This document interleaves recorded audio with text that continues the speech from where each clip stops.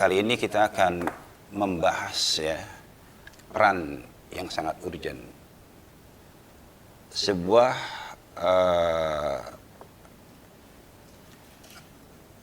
instansi ya yang sangat kita kenal sangat panas ya, yaitu pemadam kebakaran. Nah ini hari ini kita akan gali. Kita sudah bertemu dengan Bapak Suheri ya. Nanti kita akan gali ya apa dan bagaimana tupoksi pemadam kebakaran dan lebih detail lagi. Oke, kita apa kabar Pak Suheri? Alhamdulillah. Ya, alhamdulillah. Makasih, Dari Pak. tadi pertama datang kita sudah melihat gagah sekali ini. Siap, terima kasih. Terima kasih. Iya, Pak Suheri, kita ingin menggali nih buat masyarakat lebih paham bagaimana sepak terjang di lapangan ya, peran-peran penting ya para personil pemadam di lapangan. Nah, sebelum masuk ke sisi itu, kita akan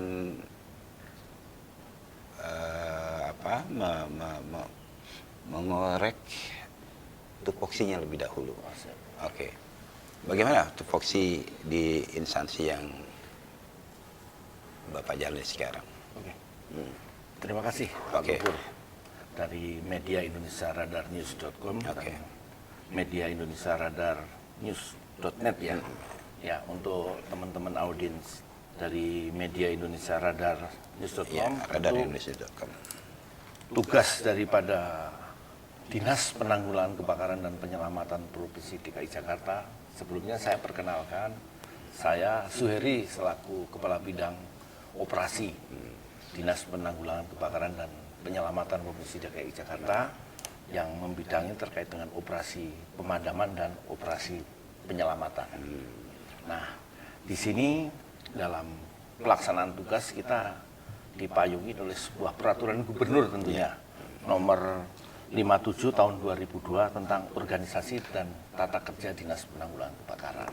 Salah satu tugas utamanya adalah di sini terkait dengan pencegahan, pemadaman kebakaran dan penyelamatan. Ya. Nah, kalau dikenal dalam Permendagrinya sih ada Pancadharma, tapi mungkin masyarakat lebih mengenal bagaimana pencegahan kebakaran. Ya. Dan layanan-layanan yang diberikan kepada masyarakat tentunya bukan apapun judulnya, selama kita masyarakat meminta layanan, kita insya Allah selalu hadir. Selalu hadir ya. Melalui kontak telepon nomor 112. Tiketing masuk ke kita, nanti pos terdekat akan diluncurkan supaya responnya lebih cepat. Dan nanti asesmen awal oleh pos terdekat, kalau memang perlu penanganan lanjutan, kita kerahkan sesuai dengan SOP atau sesuai dengan kejadiannya. Jadi selalu ready ya. Selalu ready 1 kali 24 jam. 1 kali 24 jam. Around the clock ya Pak ya. Iya, siap. Oke, siap itu Pak. Oke Pak, masuk ke poin berikutnya. Kita mau lebih dalam lagi nih. Oke, Pak. Tingkat kerawanan di lapangan Pak. Betul, Pak. Ya ini masalah yang juga harus dipikirkan juga ya. Bagaimana tingkat kerawanan di lapangan itu Pak? Nah, dalam pemotretan potensi kerawanan di masyarakat, mungkin itu kita sebenarnya memiliki sebuah namanya rencana induk sistem proteksi kebakaran Pak. Nah, kita bagi wilayah manajemennya, kalau di tingkat provinsi ada kepala dinas, di tingkat suku dinas ada namanya, di tingkat sudin atau tingkat kota ada suku dinas, di tingkat kecamatan ada sektor kecamatan, di tingkat kelurahan ada yang namanya satgas.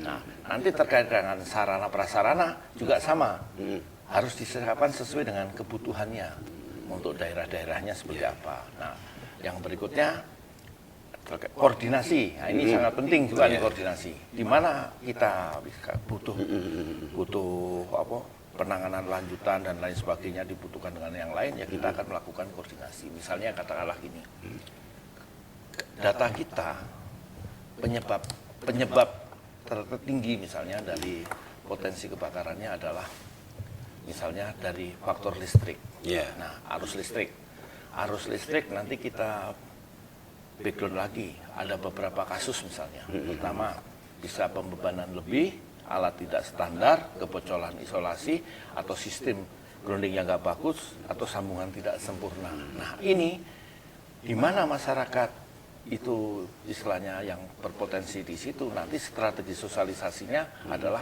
ke arah sana.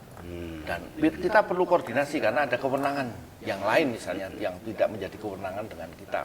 Contohnya misalnya kalau kebanyakan dengan peralatan tidak standar, tentu bagaimana kita akan berkoordinasi dengan Badan Standarisasi Nasional supaya diproduk peralatan-peralatan terkait kelistrikan yang berstandar SNI untuk melindungi masyarakat.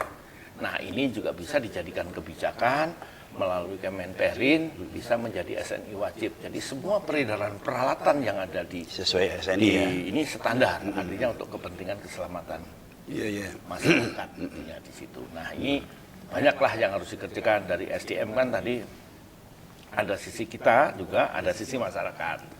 Nah, masyarakat itu adalah konteksnya bagaimana kita melakukan pemberdayaan. Pemberdayaan itu bicaranya adalah siapa yang ada di lokasi, mereka bisa berbuat lebih awal dan melakukan penanganan kebakaran awal sebelum kita datang. Nah, itu dibagi kawasan lingkungannya, ada pemukiman menjadi tanggung jawab pemerintah, tapi kalau di bangunan gedung kewajiban daripada pemilik. Nah, seperti kalau katakanlah menyediakan alat pemadam api, kalau kita di pemukiman adalah di pemukiman yang padat itu adalah menjadi tanggung jawab pemerintah. Tapi kalau di bangunan gedung itu menjadi tanggung jawab pemilik atau pengelola. Gitu. Jadi semua harus bisa bersinergi sesuai dengan pilar kerjanya, gitu Pak. Dari equipment sampai juga SDM ya. Semua betul. Oke Pak, ini agak menarik sekarang nih. Ini mengenai tantangan Pak nih. Bagaimana Pak tantangan yang paling sering dihadapi para personel nih di lapangan? Nah, kalau terkait bicara tantangan tentu tidak luput dari perkembangan teknologi dan tingginya aktivitas. Di sebuah kota, tingkat aktivitasnya tinggi, tentu frekuensinya adalah juga kebakarannya tinggi. Betul. Kalau penurunan frekuensi, kita tinggal lihat dari data hasil investigasi lapangan seperti apa. Katakanlah data terbesar adalah katakanlah faktor listrik, ya kita harus melakukan sebuah program bagaimana supaya bisa menurunkan frekuensi. Katakanlah, oh itu tidak ada kewenangan dengan pemadam kebakaran, kita harus koordinasikan sehingga permasalahan itu yang terdiagnosa sesuai dengan kebutuhan. Nah, perlakuan pemberdayaan masyarakat tentu targetnya adalah supaya masyarakat bisa menangani awal. Jadi capaian kinerjanya adalah penanganan kebakaran di tahap awal supaya masyarakat bisa berbuat. Nah, dikasih kalau di bangunan gedung ada yang namanya fire safety manager. Di situ ada sebuah struktur organisasi dalam kondisi aman mereka memelihara peralatan terkait keselamatan kebakaran. Dalam kondisi darurat dia bisa menggunakan. Dia atur organisasinya baik jam kerja maupun di luar kerja. Tapi sama di masyarakat juga tanggung jawab kita untuk memberikan peralatan. Supaya dia bisa berbuat lebih awal untuk menekan kerugian. Jadi target capaian kalau menurunkan sesuai dengan data yang ada sehingga frekuensi bisa diturunkan. Tapi kalau bicara pemberdayaan masyarakat lebih mengarah pada capaiannya adalah kebakaran yang bisa ditangani oleh masyarakat. Baik. Menarik ya Pak ya. Oke Pak, kalau kita di lapangan itu Pak ya sangat sangat bergantung juga dengan sarana dan prasarana itu. Bagaimana yang Bapak hadapi sekarang? Apakah sarana dan prasarana yang ada di tingkat pusat di provinsi dengan yang ada di wilayah-wilayah underbownya ya, itu sudah dirasa cukup belum sarana dan prasarana yang ada sekarang Pak? Kalau untuk bicara DKI, katakanlah ada 267 kelurahan. Kewajiban untuk menyediakan pos sesuai dengan amanat Perda 8 tahun 2008, setiap kelurahan itu harus tersedia. Nah ini sementara ini masih tersedia 129 kurang lebih. Nanti mungkin data lengkapnya bisa kita kasih. Itu. Jadi ada yang APBD, ada yang kolaborasi atau kerjasama melalui MOU itu ada. Jadi intinya tanggung jawab pemeliharaan dan tanggung jawab apa nanti sesuai dengan ininya. Terkait katakanlah infrastruktur kota, penanggulangan kebakaran seperti sumber air, katakanlah. Mungkin kalau sumber air kita masih mengandalkan sumber air alam, sedangkan kebutuhan untuk pemadaman kebakaran itu adalah kelangsungan air. Bagaimana kita memastikan kelangsungan air? Makanya dibuatlah yang namanya SOP. SOP itu menyangkut terkait dengan pengerahan sumber daya, baik peralatan, SDM dan lain sebagainya. Kita ada mengenal yang namanya SOP. Pertama, itu standarnya kita adalah kalau setiap kejadian kebakaran adalah meluncurkan 4 unit pompa plus 1. Nah, plus 1 itu disesuaikan kebutuhannya. Nanti kebutuhannya disesuaikan katakanlah, oh di sini pemukiman, berarti pemukiman itu ada sumber air. Nah, setiap kelurahan kita sudah memiliki sebuah rencana operasi. Rencana operasi itu seperti apa? Berbuat apa dan lain sebagainya, sumber daya yang harus dikerahkan apa, itu sudah tersusun. Memang katakanlah kali itu panjang, katakanlah itu. Tapi yang bisa diakses mobil pemadam itu terbatas. Nah, bagaimana cara mengaksesnya, dengan apa kita mengaksesnya? Nah, itu makanya dituangkan ke dalam SOP. Katakanlah kalau misalnya di sana sumber airnya tidak mendukung, berarti kita kirim tahap kedua dengan menggunakan unit yang lebih banyak supaya kontinu air bisa berlangsung sehingga pemadamannya bisa lebih efektif dan efisien. Nah, nanti pola pemadamannya ada yang namanya statis, ada yang dinamis, ada yang campuran. Kalau statis kontinu sumber airnya sudah tersedia di daerah situ. Tapi kalau belum tersedia berarti butuh sumber unit yang lain untuk memastikan kelangsungan air. Jadi suplai dia pergi. Jadi ada yang statis, ada yang dinamis. Karena mungkin kalau kita melakukan statis itu mengganggu lalu lintas dan lain sebagainya, maka kita lakukan yang namanya pola pemadaman campuran di situ. Nah, itu semua sudah dilakukan mapping. Kalau di tingkat kelurahan sudah ada rencana operasinya, di command center kita tinggal klik lokasi kebakarannya, kelurahan mana. Nah, nanti diklik radiusnya akan keluar sumber daya apa yang ada di sana yang bisa dioptimalkan. Jadi sudah terbaca di sana. Terbaca, termonitor lah di sana. Bahkan pergerakan unit dan pergerakan SDM-nya pun juga sudah Jadi terbaca. mana lokasi yang persiapan air yang di sana dinamis? ada misalnya, oh di sana tersedia hidran kering. Nah, nanti bisa digunakan oleh anggota untuk mengakses ke lokasi ke sana supaya responnya lebih cepat dalam penanggulangannya. Baik, Pak. Oke. Selanjutnya Pak, dalam penanganan bencana kebakaran ini Pak, ini kan pasti kita perlu melakukan koordinasi ya. Bagaimana sejauh ini koordinasi yang dilakukan oleh Damkar ya, khususnya 3 provinsi, dengan instansi lain seperti BPBD ya, kemudian pihak kepolisian dan seterusnya, bagaimana Pak? Oke, prinsipnya dalam melakukan mekanisme koordinasi kita selama ini berjalan. Katakanlah misalnya seperti penanganan penyelamatan terkait misalnya operasi eksekasi cincin misalnya, kita perlu dinas kesehatan, nah, kita berkoordinasi untuk melakukan tindakan awal oleh mereka dan baru kita melakukan eksekasi nanti sesuai dengan SOP tentunya kan. Gitu. Tapi kalau terkait dengan BPBD, kita tiketing awal itu dari BPBD. Nanti kalau dibutuhkan kita butuh kelangsungan sumber air, berarti nanti bisa dengan SDA.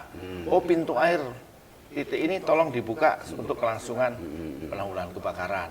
Samalah semuanya hampir terlibat. Kalau terjadi untuk dibantu terkait kemacetan dan lain sebagainya, nanti BPBD yang akan kita melapor ke BPBD, nanti BPBD akan menyampaikan dengan koordinasi instansi. Oh, butuh ambulan dan lain sebagainya. Nanti BPBD lah yang akan memberikan tiketing kepada instansi-instansi terkait. Ya.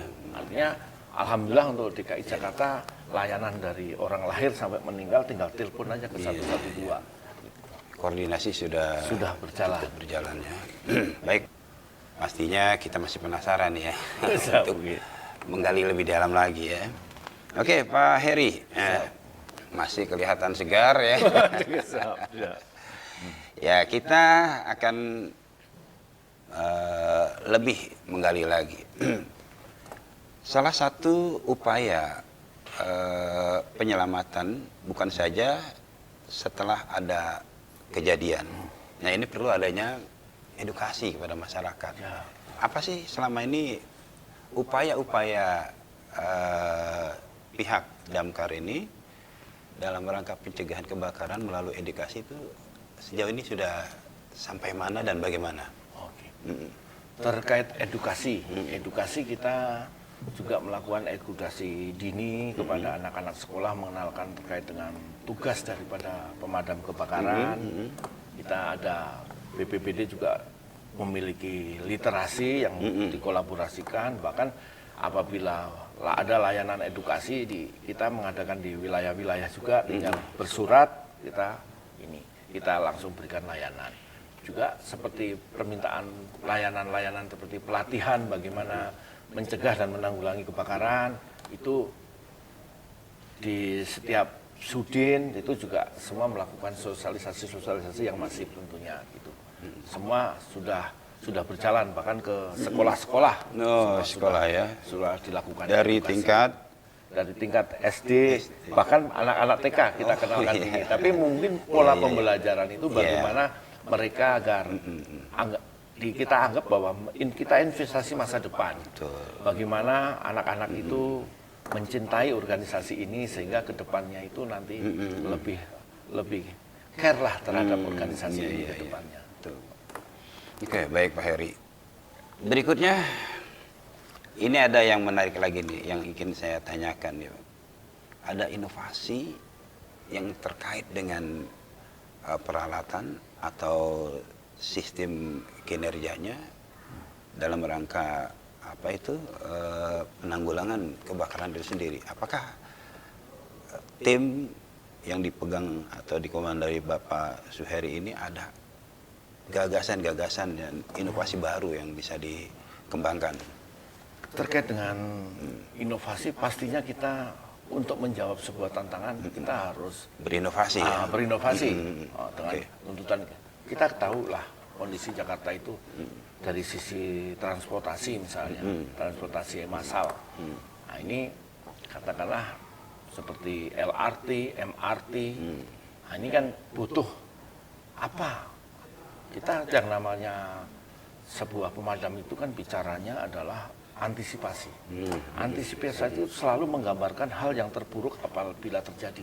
Betul. Supaya kita bisa melakukan tindakan-tindakan apa yang nantinya apabila hal-hal itu yang terburuk terjadi. Nah ini contoh kayak MRT dan lain sebagainya. Sampai terkait dengan run-off, di mana titik stasiun yang sering terjadi genangan. Nah, kita akan membuat rencana operasinya. Itu tekan di sini. Nah, sekarang juga lagi beredar terkait dengan mobil listrik. Ya, betul. Penanganannya seperti apa? Tentu treatmentnya akan berbeda. Berbeda, Kita akan betul. mencari belajar misalnya. Bisa melalui podcast kita beberapa pengalaman dari beberapa negara terkait penanganan mobil listrik. Lah kemarin pernah juga dengan chipnya di California terkait dengan Tesla, kita belajar seperti apa penanganannya.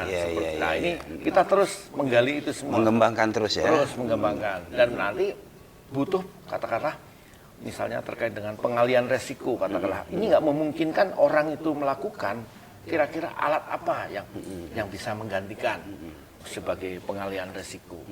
Nah itu tetap akan kita lakukan. Maka sering melihat kadang beberapa dari teknologi-teknologi kita sudah bisa belajar, bisa komunikasi dengan sekarang ini sudah istilahnya komunikasi globalnya sudah luar biasa. Ternyata jiwanya pemadam itu merasa kayak keluarga yang besar. Kita di mana untuk mengenal, untuk berkenalan, untuk sharing wawasan itu ternyata tidak banyak kendala tentunya. Nah ini kadang-kadang kejadian-kejadian mereka, ada kejadian begini, mereka minta share video, kita kirim.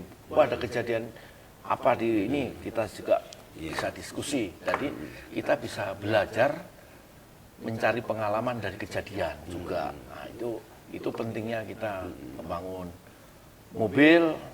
Kebetulan kita belum beruntung masih, tapi kita sudah bisa ikut karena pemenangnya adalah di situ leader terbaik dan medis terbaik. Tapi kita sudah istilahnya kita bisa bersaing lah dengan teman-teman ini. Mungkin karena persiapan kita dan baru mengikuti yang belum bisa optimal. Iya, belum optimal. Tapi Artinya, kita sudah ikut saja berpartisipasi sudah luar biasa. Artinya ada pengalaman yang bisa kita jadikan dasar untuk pengembangan dan inovasi itu kita sendiri. juga bisa tahu teknologi apa, peralatan apa Betul. yang cocok, yang bisa diimplementasikan di kita.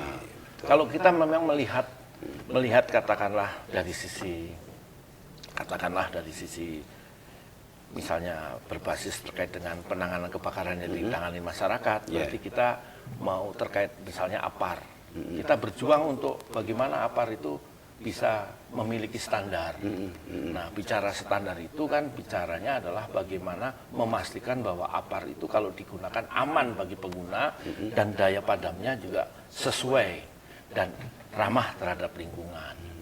Dan kalau memang katakanlah ini bagi masyarakat itu penting, maka kita akan SNI itu kan istilahnya sebuah produk teknis yang katakanlah kalau belum dijadikan amanat di dalam regulasi seperti peraturan menteri atau peraturan daerah atau pergub itu tidak menjadi sebuah produk yang bisa diwajibkan nantinya. Nah, ini kita harmonisasi dengan Kemenperin sudah memberlakukan SNI wajib terkait dengan alat pemadam. Jadi nanti masyarakat supaya bisa menangani dengan aman, karena kita juga butuh peran serta masyarakat yang ada di mana dia tinggal, baik di pemukiman atau di tempat kerja, supaya bisa memadamkan lebih awal. Ini adalah untuk kepentingan bagaimana menekan kerugian seminimal mungkin. Harapan kita adalah menjadi tanggung jawab bersama. Oke, baik ya. Jadi dari motivasi dan kemudian inovasi, keterkaitan dengan peran instansi terkait dengan instansi yang lain, itu sangat penting.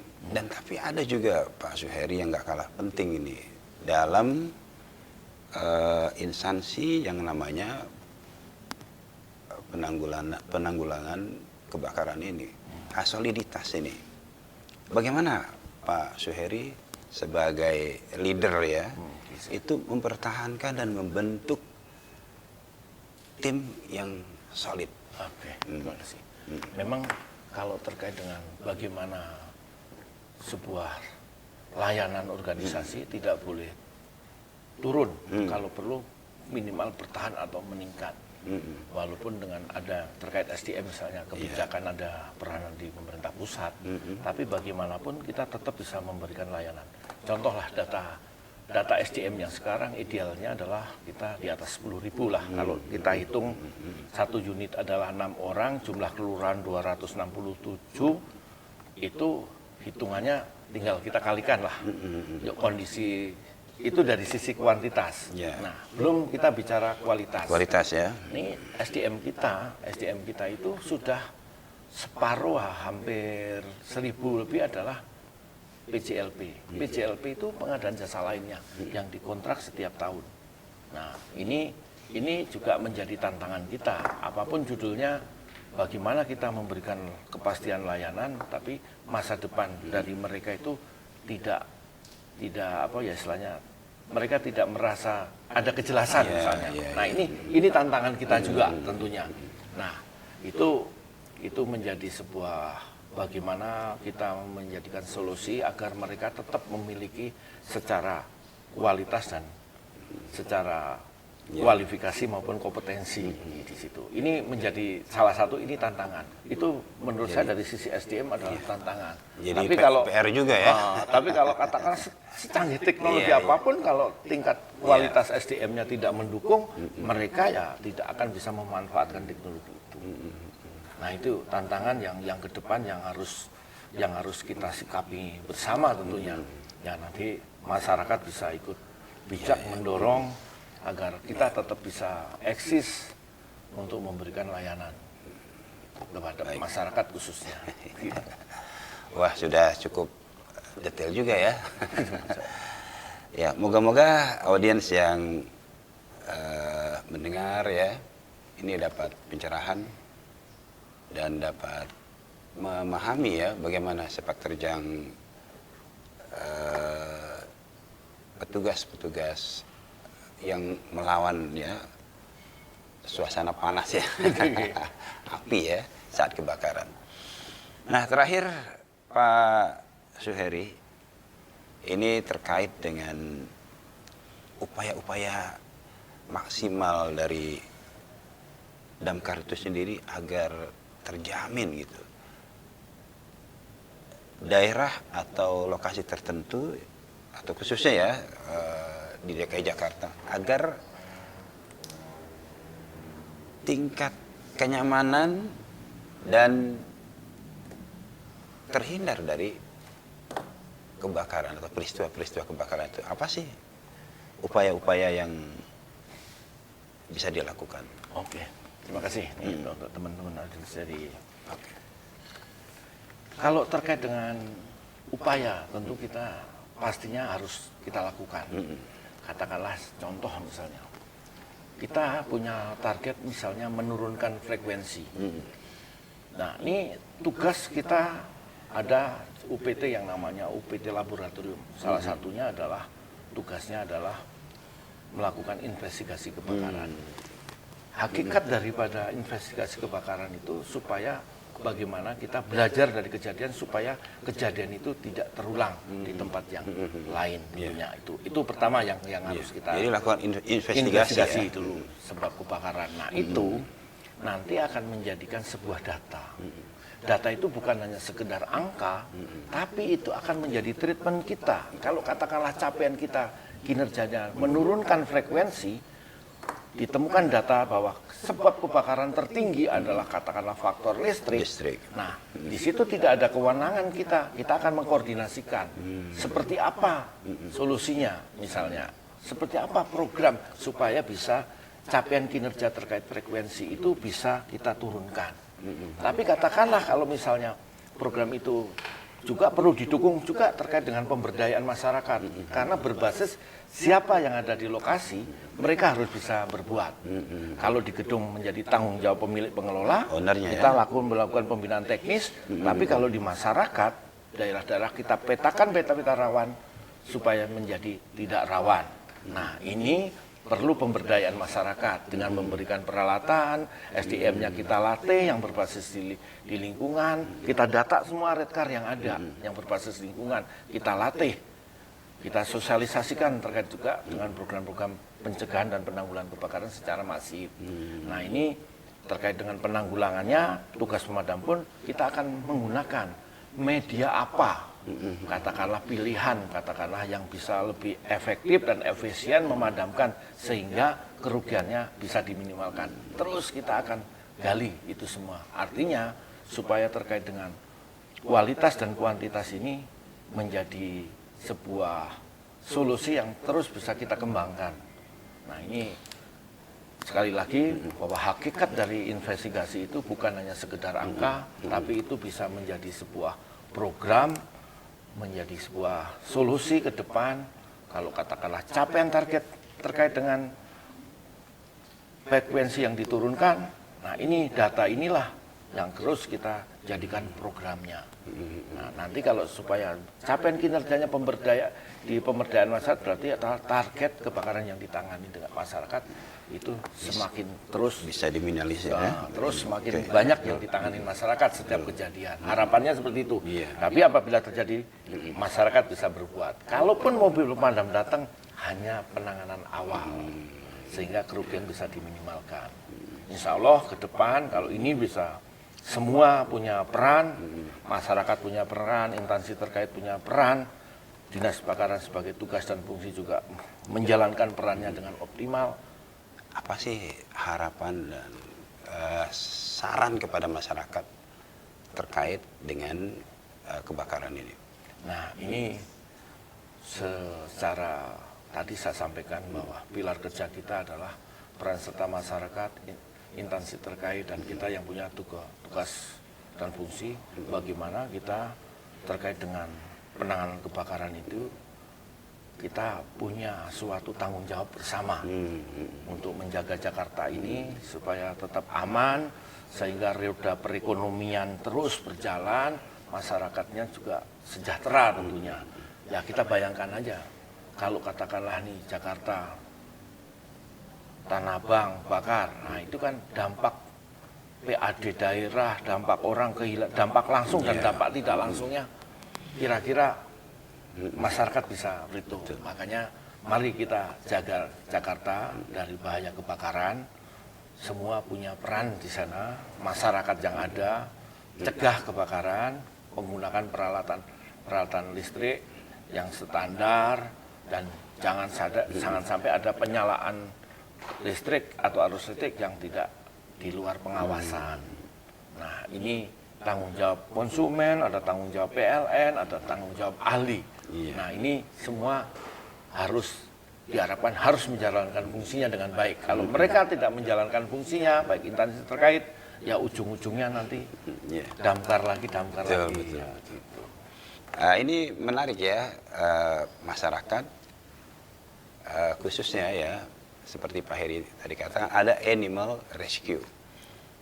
Kalau hewan masuk ke rumah ya, bisa menghubungi pihak pemadam atau damkar ya di wilayah-wilayah terdekat masyarakat ya. Kita sangat membutuhkan ya masyarakat, ya peran masyarakat juga seperti yang dipesankan sama Pak Suheri ya. Jangan meninggalkan dan menggunakan listrik yang tidak proporsional untuk masyarakat DKI. Assalamualaikum warahmatullahi wabarakatuh. Waalaikumsalam warahmatullahi wabarakatuh.